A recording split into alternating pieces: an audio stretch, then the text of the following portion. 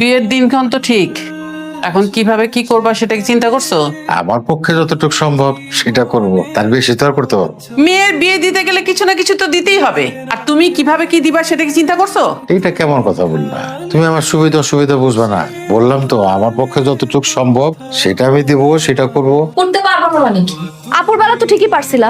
আপুর বেলায় বিয়ের সময় তো একদম স্বর্ণ গয়না দিয়ে সাজায় গুজা তারপর পাঠাইছিল। আমার বেলা বঞ্চিত করবা কেন আমাকে? বড় আপু তোমার মেয়ে আর আমি তোমার মেয়ে না? নাকি তোমার অমতে সুমনের সাথে আমার বিয়ে ঠিক হয়েছে বলে তুই এখন দিতে চাইতেছ না? এইটা কি বলিস রে মা? ঠিকই তো বলতেছি আব্বা।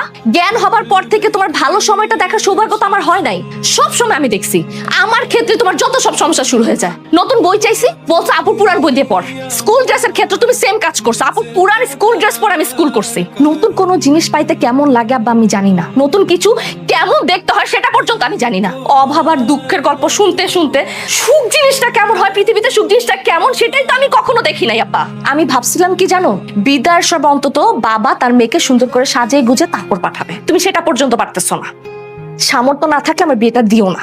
বিয়ের কোনো দরকার নাই। কন্যা দায়গ্রস্ত বাবার মেয়েদের এমনিতেও বিয়ে করা উচিত না মা। তাদেরকে না করে তো আমি বিয়ে করবো না।